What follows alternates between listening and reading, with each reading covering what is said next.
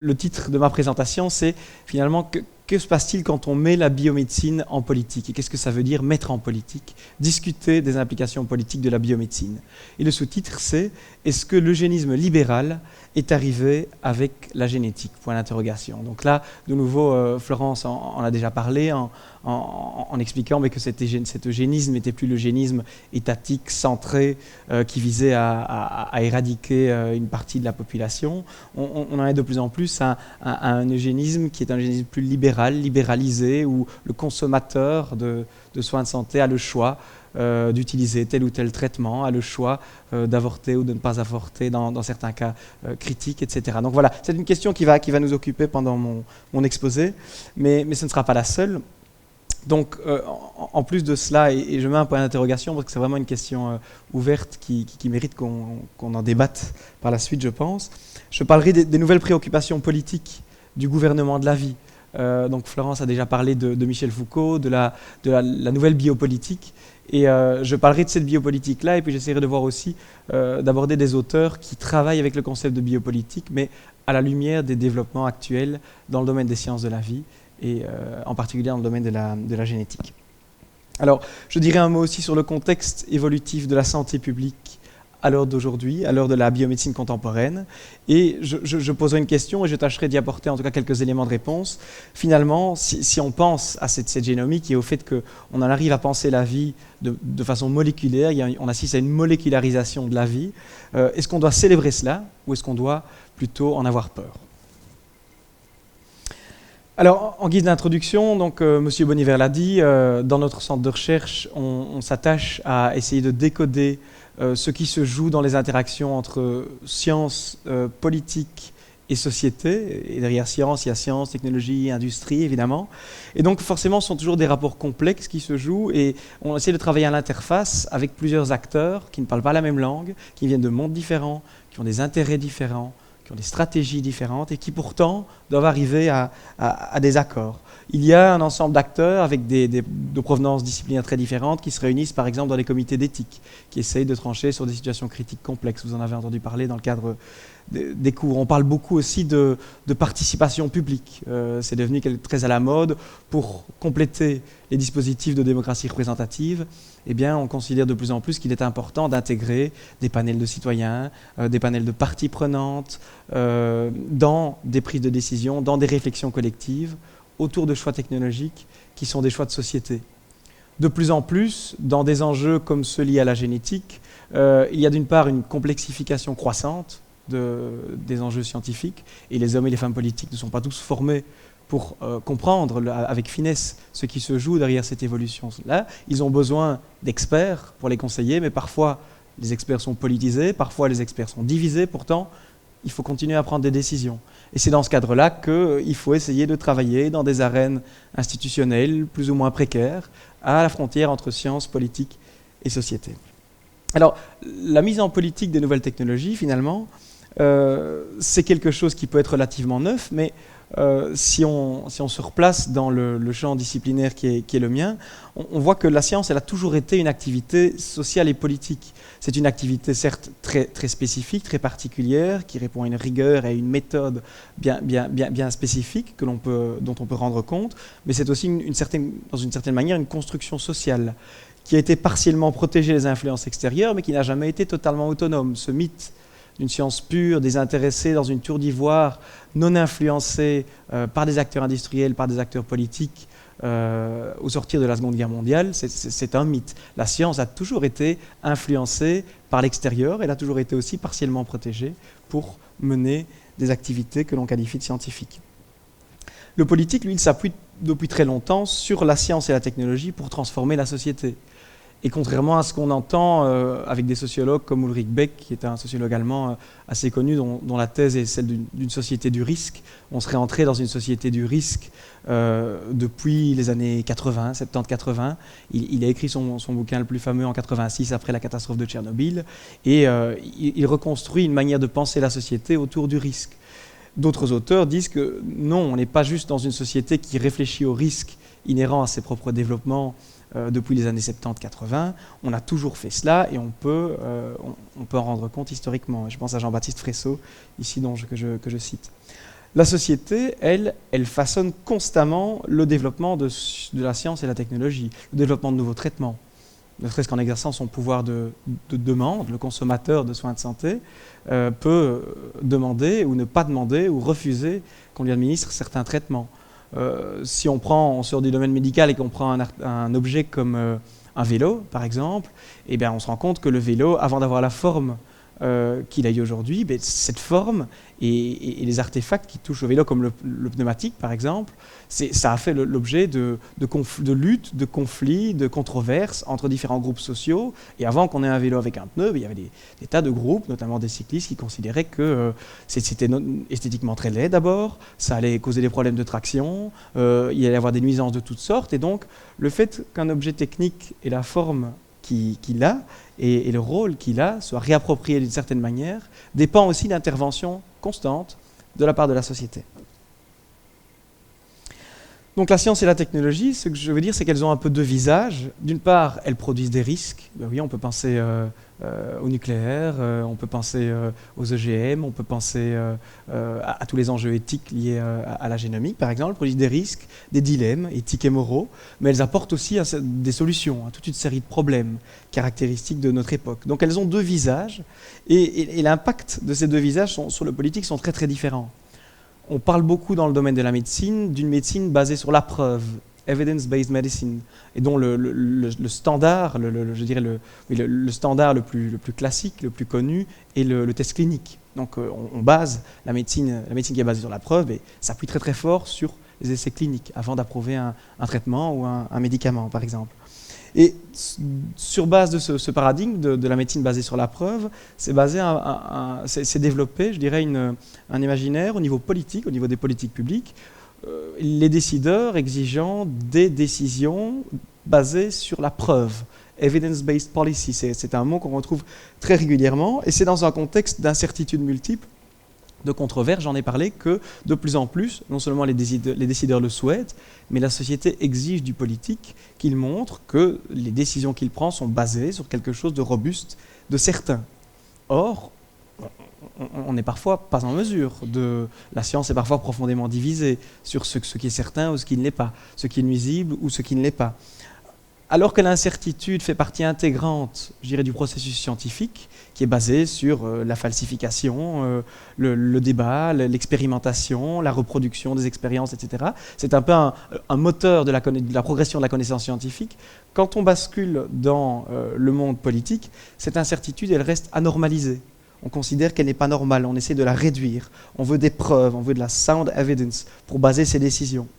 Et donc souvent, et de plus en plus, parce que le politique sait qu'il est observé par son électorat et par la société, attend des experts qu'ils fournissent des solutions et qu'ils simplifient la complexité. Donc les experts, parfois, ne résistent pas à cette tentation de garder les choses complexes quand elles le sont et quand on ne sait pas ou quand c'est risqué de simplifier cette réalité pour la transmettre aux décideurs politiques qui vont en faire des décisions. Donc il y a vraiment des auteurs qui réfléchissent finalement, est-ce que les scientifiques ne devraient pas garder les choses telles qu'elles sont, c'est-à-dire complexes, quand on est en situation d'incertitude. Ça, c'est une question que je vous renvoie. Alors, maintenant, après cette introduction, j'ai parlé des rapports entre sciences, politique et société.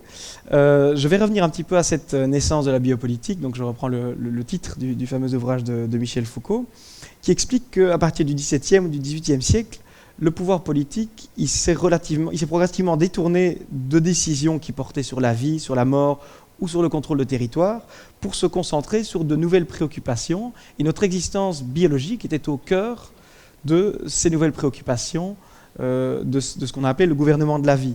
Donc je ne vais pas revenir sur ce que Florent a dit, mais c'est vraiment un passage de ce pouvoir souverain qui a le droit de vie ou de mort, qui peut retirer la vie ou laisser vivre, à faire vivre et laisser mourir, à ce que Foucault a appelé aussi un pouvoir pastoral, l'image d'un berger qui a des outils, comme les outils statistiques, pour comprendre et connaître sa population, et qui finalement accompagne cette population, intervient, mais plus à la manière d'un souverain qui sanctionne. Ici, on fait vivre, on laisse mourir, on accompagne et on encadre à travers une série de rationalités, de pratiques politiques, de nouvelles techniques de gouvernement.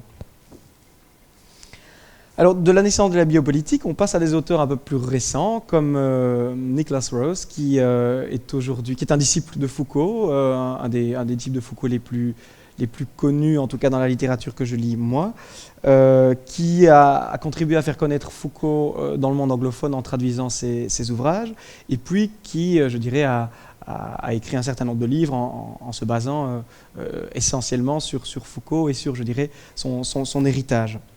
Alors, Nicholas Rose, il est aujourd'hui le doyen de l'école de sciences sociales et de médecine au King's College. Il est aussi en charge de ce projet, dont vous avez peut-être déjà entendu parler, de ce projet sur le cerveau humain, qui est financé par la Commission européenne. Et il est en charge du comité de suivi des enjeux éthiques et sociétaux de ce projet-là. Donc c'est quelqu'un qui est actif dans des enjeux qui sont en lien avec la biomédecine, avec la biopolitique. Et d'après lui, on est dans un contexte biopolitique qui est en pleine transformation. Et alors, il pointe 5 changements qui sont significatifs de cette évolution-là, parce qu'il essaye d'une certaine manière de s'appuyer sur Foucault pour le dépasser, dans une certaine mesure. Et le premier changement qu'il pointe, c'est la molécularisation. D'après lui, la biomédecine, elle envisage aujourd'hui la vie au niveau moléculaire comme un ensemble de mécanismes entre des entités moléculaires qui peuvent être identifiées, qui peuvent être isolées, qui peuvent être manipulées, qui peuvent être recombinées dans de nouvelles pratiques d'intervention sur le corps. Le deuxième mécanisme, c'est celui d'optimisation. L'optimisation, ça veut dire que les technologies de la vie, elles ne sont plus contraintes par les pôles de la santé et de la maladie. Bien sûr, ces pôles continuent, ils persistent, mais ils sont accompagnés d'interventions qui cherchent à agir sur le présent pour atteindre un futur qui serait meilleur. Un bon exemple de cela, c'est ce qu'on entend avec ce terme, ce mot valise, alicament. Il y a de plus en plus d'aliments auxquels on prête des allégations de santé. Et donc, pour tester ces allégations de santé, aussi pour les réglementer, pour les autoriser, on doit, à l'inverse d'un test clinique où on teste un produit, une substance sur une population qui est malade, on doit tester quelque chose sur une population qui est en bonne santé et qui doit être idéalement en meilleure santé pour que le produit soit efficace. Donc vous voyez qu'on est vraiment dans une optique où il y a un estompement des frontières entre le pôle de la maladie et le pôle de la santé. Le troisième changement majeur, c'est celui d'une subjectification. Alors, d'après Nicholas Rose, il y a une émergence de nouvelles idées concernant ce que sont les êtres humains, ce qu'ils doivent faire et ce qu'ils peuvent espérer. Donc ce sont des humains qu'il appelle des individus somatiques qui réorganisent leurs relations sociales entre eux et aussi avec les autorités biomédicales par rapport à leur état de santé ou de maladie. Alors ces individus somatiques, ça s'accompagne de l'émergence de ce que Rose appelle une éthique somatique, qui n'est plus basée sur un ensemble de principes moraux, mais sur des valeurs pour la conduite de la vie, et qui accorde une place centrale à une existence qui est de plus en plus pensée à travers le corps, une existence que Rose appelle corporéelle. Le quatrième changement, dans le contexte biopolitique, c'est celui d'une expertise somatique, un nouveau type d'expertise. Donc ça veut dire qu'aujourd'hui, il y a de nouvelles manières de gouverner la conduite de la vie, et ça s'accompagne de l'émergence de nouveaux types d'experts. Des généticiens, par exemple, des spécialistes de la médecine reproductive, des thérapistes cellulaires, des conseillers génétiques, des bioéthiciens. Voilà, un certain nombre d'exemples de cette expertise somatique. Et puis, le cinquième élément important, qui témoigne d'un changement, ou d'une évolution en tout cas, c'est celui qui est lié à la bioéconomie. C'est moi qui l'appelle comme ça, je reviendrai à ce terme-là après. Rose parle, lui, d'économie de la vitalité. Et ce qu'il veut dire par là, c'est que la vie elle-même devient l'enjeu et l'objet d'une capitalisation. Et finalement, la demande liée à la valeur d'action au sens financier du terme, elle n'a jamais été aussi proche de celle de la valeur humaine qui est investie dans l'espoir de nouveaux traitements ou d'optimalisation de son propre corps. On voit que de nouveaux acteurs émergent, des spin-offs, des start-up dans le domaine des biotech par exemple, mais aussi que de vieux acteurs, vieux entre guillemets, comme des industries pharmaceutiques, transforment leurs relations avec la science et avec les marchés. Donc la vie elle-même devient l'objet d'appropriations économiques diverses, et la vitalité, ce qui fait notre vitalité, est décomposée en une série de bio-objets, on peut les appeler comme ça, qui peuvent être accumulés, qui peuvent être isolés, si on pense à l'ADN par exemple, qui peuvent être transformés, stockés et vendus aussi. Donc, Rose parle vraiment de ces 5 changements et il pointe le fait qu'on en était à cette gestion politique au niveau des populations, au niveau national par exemple, Florence en a parlé, et on évolue vers une gestion individuelle, individualisée des risques génétiques. Et ça, c'est propre à chacun, à son propre corps, à son propre patrimoine génétique. Alors, si on évolue, si le contexte biopolitique évolue, ça veut dire que ce qu'on appelle le régime biopolitique change peut-être de nom. Et Rose propose ce passage à ce qu'il appelle un régime éthopolitique. On n'est plus dans la biopolitique de Foucault, on est dans quelque chose qui est à suite logique au regard de ce qui se passe dans le domaine des sciences de la vie. Et on vit une nouvelle relation éthico-politique, d'où le nom éthopolitique, à notre corps. Une nouvelle relation à notre corps qui est définie en termes de futur beaucoup plus indéterminé, puisque, bien sûr, il y a une partie d'inné, on a un patrimoine génétique, mais on peut, avec les technologies existantes, essayer d'agir sur le futur pour améliorer notre présent et la vie qu'il nous reste à vivre. Donc ça dépend, c'est basé sur une série de choix, d'interventions technologiques qui sont de plus en plus choisies. Alors, cette éthopolitique, elle est située au croisement de cette molécularisation de la vie, on conçoit la vie en termes moléculaires, et de l'individualisation des risques. Finalement, ça s'accompagne aussi d'une espèce de délégation étatique de la responsabilité des risques qu'elle délègue vers les individus, qui sont les porteurs et les responsables des risques qu'ils acceptent ou non d'encourir. Dans ce cadre-là, le corps, ce n'est rien d'autre qu'un code génétique possédé par chacun d'entre nous et susceptible d'être constamment amélioré. Donc on a tous entendu cet imaginaire d'un jour, on aura chacun une clé USB, on disait un CD-ROM avant, aujourd'hui on dirait une clé USB, avec notre patrimoine génétique en poche.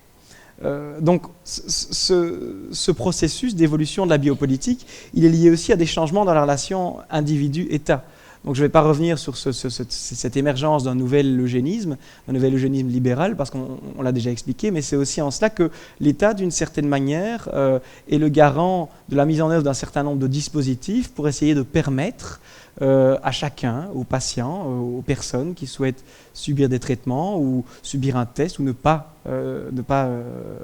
subir un test, eh bien, qui ont un libre arbitre, qui peuvent exercer un choix dans ce cadre-là. Donc il y a une espèce de délégation qui est à l'œuvre.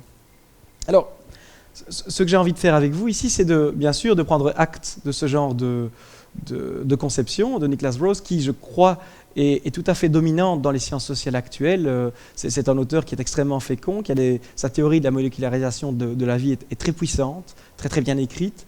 Elle est vraiment diffusée, elle a une visibilité très forte en sciences sociales, et pourtant il y a aussi d'autres acteurs qui considèrent qu'elle ne va pas assez loin, ou qu'elle éclipse plutôt toute une série de phénomènes qui mériteraient d'être au cœur de ce qu'on analyse quand on parle de la nouvelle biopolitique. Alors finalement, et ça Florence l'a dit en concluant son exposé, qui est cet individu éthopolitique qui comprend son corps parfaitement, dans des termes parfois complexes, qui a un accès matériel et cognitif aux informations qui sont disponibles, qui peut finalement exercer son choix. Qu'est-ce que ça veut dire, exercer un choix? Qu'est-ce qui détermine un choix? Qui est l'individu qui marque son consentement éclairé et qui l'éclaire? Et dans un choix qui est marqué, qui finalement est à l'ascendant? Est-ce que c'est les personnes qui entourent, qui éclairent la personne, ou celle qui prend le choix? C'est toujours un mélange subtil des deux, forcément c'est toujours une hybridation, mais malgré tout, c'est des questions qui méritent d'être posées si on réfléchit à ce genre d'enjeu. Et cette molécularisation de la vie, je parlais de la distinction entre un pouvoir souverain qui décide de prendre la vie, de donner la mort ou de laisser vivre.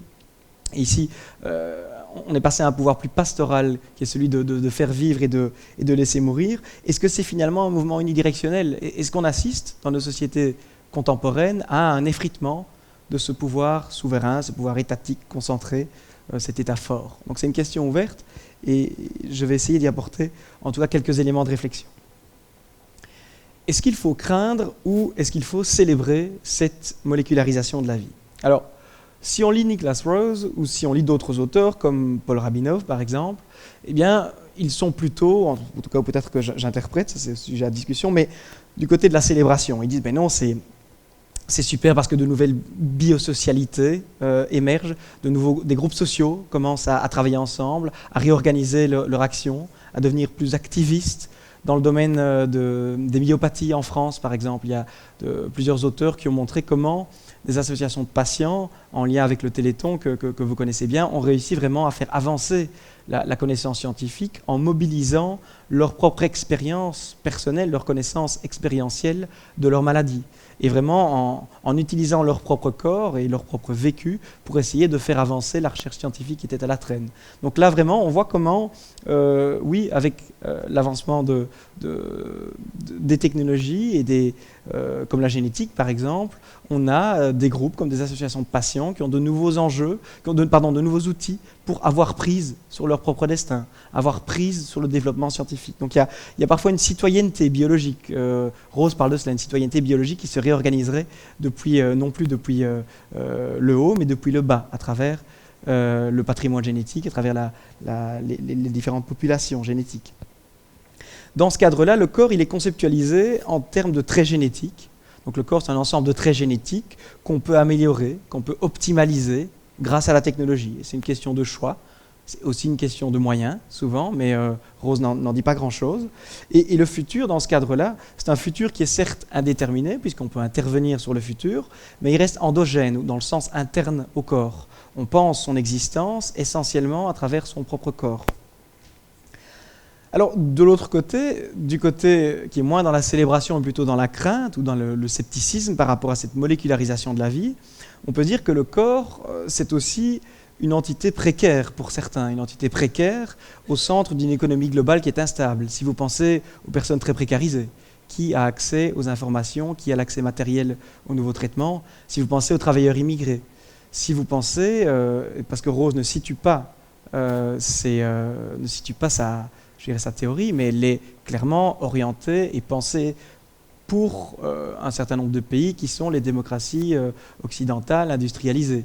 Dans tous les pays du Sud, le corps n'est pas spécialement un objet d'encapacitation, un objet d'empowerment. C'est plutôt parfois quelque chose qui va, parfois malgré, sans le consentement éclairé, discriminer, qui va classifier, qui va catégorifier. Donc il y a de nouveaux risques, clairement. Quand on pense à la biosécurité, eh bien là on voit un exemple clair de résurgence du pouvoir souverain. Au nom d'un état d'urgence, au nom de la biosécurité, on a par exemple des systèmes dans certains aéroports qui vont scanner votre iris. Mais pas scanner votre iris quand vous allez devant un appareil et savoir que vous passez un test, et donc dire « ok, je veux bien pour rentrer ». Montrer mon empreinte digitale ou mes empreintes digitales et aussi qu'on scanne mon iris. Non, vous avez des systèmes qui s'appellent Iris on the move, iris en mouvement. Ça veut dire que dans un certain couloir, les passagers passent et on scanne leur iris sans qu'ils en aient conscience. Donc les développements technologiques supposent une disponibilité des corps pour ce genre de test, sans même en avertir directement ou clairement les passagers. Vous avez cela en Asie notamment. Donc voilà, il y a de nouveaux risques, et il y a des risques aussi clairement liés à la privatisation du corps humain. Et ça, je vais donner un exemple tout de suite après. Mais donc dans ce cadre-là, si on craint ou si on est plus sceptique par rapport à cette molécularisation de la vie, mais le futur, il est certes indéterminé, et il est toujours endogène, mais seulement partiellement. On ne pense pas juste le futur à travers son propre corps, son expérience corporéelle. On prend aussi en compte la culture, la politique, la géopolitique, je devrais dire, la société, l'environnement. Alors, un bref exemple, je ne vais pas m'attarder là-dessus, mais c'est un exemple qui montre comment ce qui est en jeu, c'est clairement la privatisation du corps humain. Il y a eu récemment un procès qui est allé jusqu'à la Cour suprême et qui opposait l'association pour les pathologies moléculaires contre l'industrie pharmaceutique Myriad Genetics. Vous en avez peut-être déjà entendu parler dans le cadre des cours précédents, est-ce que c'est le cas ? Non ? Ok. Eh bien, pendant tout un temps, finalement, quand on pense à la privatisation du vivant, eh bien, si on pense que ce qui touche au corps humain suit le cours des choses, on pourrait penser, quand on voit la privatisation des semences, par exemple, ce qui s'est passé au niveau des biotechnologies agricoles, qu'on est dans un processus où finalement, ce qui nécessite des technologies d'ingénierie génétique va mener à, et c'est normal pour certains, à une privatisation, une appropriation, pour un certain temps en tout cas, sous la forme de brevets. par exemple. Et ce qui était en jeu ici, c'est que Myriad Genetics avait développé de nouveaux outils, de nouveaux tests pour dépister le cancer du sein, qui étaient extrêmement efficaces et qui étaient basés sur des séquences d'ADN qu'ils avaient réussi à isoler. Et en les isolant, ils avaient voulu breveter cette séquence d'ADN que tout le monde a dans son propre corps. Donc ils voulaient en réalité posséder cette séquence d'ADN et ils voulaient aussi pouvoir être les seuls, pendant un certain temps, le temps du brevet, à commercialiser ce test. Donc ça voulait dire que ce test était très efficace, mais qu'il était peu accessible et que d'une part, et d'autre part, il posait surtout des questions éthiques très très importantes. Alors, contrairement à ce qu'on aurait pu imaginer, et c'est un processus beaucoup plus long, mais qui est intéressant à analyser, mais je n'ai pas le temps de le faire aujourd'hui, la Cour suprême a décidé d'aller à rebours de ce qui se faisait avec la génétique agricole, par exemple. Elle a jugé qu'isoler des séquences ADN qui peuvent être trouvées dans la nature est interdit. Ça n'est pas autorisé. Myriad Genetics n'a plus possédé les brevets qu'elle possédait. Par contre, la Cour suprême a considéré que si l'ADN était synthétique, synthétisé, donc introuvable naturellement, bien oui, il pouvait être protégé par un brevet parce qu'il n'était pas présent dans la nature. Donc voilà, c'est un enjeu, c'est un exemple pour montrer que l'enjeu de la privatisation, il est constant. Si on élargit un peu le cadre, on se trouve plongé dans une économie basée sur la connaissance. On entend très très souvent ça. L'Europe a des stratégies pour développer l'économie de la connaissance. Et les nouvelles technologies, comme les technologies génétiques, elles sont de plus en plus présentées comme porteuses de solutions, comme un élixir magique qui va solutionner tous les problèmes de notre époque. On s'appuie sur la science et la technologie, ou on regarde vers la science et la technologie pour créer de l'emploi, pour nous sortir de cette crise économique. On s'appuie sur la science et la technologie pour améliorer notre santé, pour nous rendre immortels, diront certains. On s'appuie sur la science et la technologie pour éradiquer la pauvreté extrême, pour solutionner le changement climatique, etc., etc., pour permettre aux personnes âgées de rester plus longtemps à domicile. On va solutionner tout un certain nombre de problèmes par la technologie. Donc il y a vraiment une espèce d'imaginaire comme ça que la science et la technologie sont un élixir magique. Donc clairement, il y a des promesses autour de la technologie, et ces promesses, elles suscitent des attentes chez un certain nombre d'acteurs, des attentes et des craintes, et donc ce jeu de promesses, de craintes, d'attentes est réapproprié par un certain nombre de groupes sociaux, selon leurs propres intérêts, leurs intérêts les plus divers. Et un des effets de cela, c'est que de nouvelles économies politiques, de nouveaux enjeux économiques, de nouveaux discours politiques naissent autour du potentiel de nouvelles technologies, comme celui de la génomique, par exemple. Et je vais vous donner un exemple très concret, un discours politique actuel au niveau européen, qui est celui d'une bioéconomie. Et quand je parlais un peu d'une économie de la promesse, comme ça, vous allez voir à quel point l'Europe s'appuie sur les biotechnologies, tous azimuts, pour un certain nombre de choses. Je vais lire ce passage-là avec vous. Donc c'est dans un document officiel de la stratégie Europe 2020. Et il est écrit « La bioéconomie offre à l'Europe une opportunité unique de faire face à des défis complexes et interconnectés, tout en atteignant la croissance économique.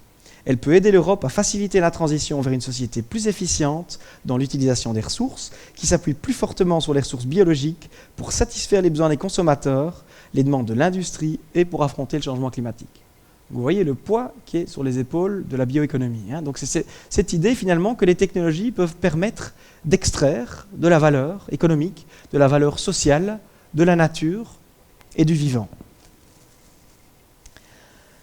Alors, j'en arrive à mes conclusions.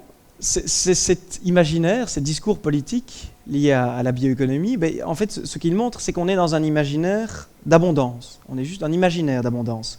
Abondance des ressources qui sont liées à la connaissance. On parle d'une économie de la connaissance, mais c'est aussi vrai pour la biomédecine. On parle d'une bioéconomie et d'une biomédecine basée sur la connaissance. Donc cet imaginaire d'abondance, il est projeté, reproduit par des acteurs politiques, par des acteurs publics, mais ça se produit dans un contexte où on fabrique la rareté. Rareté des organes, rareté des donneurs, rareté des ressources économiques, rareté des ressources naturelles également.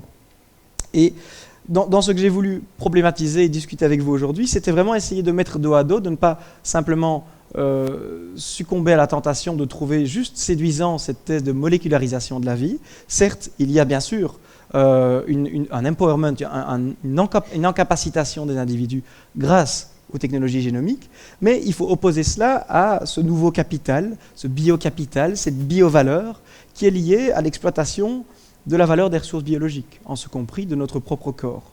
Donc notre corps molécularisé aujourd'hui, il est devenu le lieu de différentes rationalités biopolitiques, une éthopolitique, certainement, une bioéconomie, peut-être une rationalité biosécuritaire, j'en ai parlé tout à l'heure. Donc voilà, c'était les réflexions que je voulais échanger avec vous. Alors avant de laisser place à la discussion, vous avez ici, le plus important, c'est ce qui est en dessous, le site internet de notre projet, qui touche aux aspects sociétaux de la génomique. Ça s'appelle gensoc.be. Je vous remercie beaucoup pour votre attention.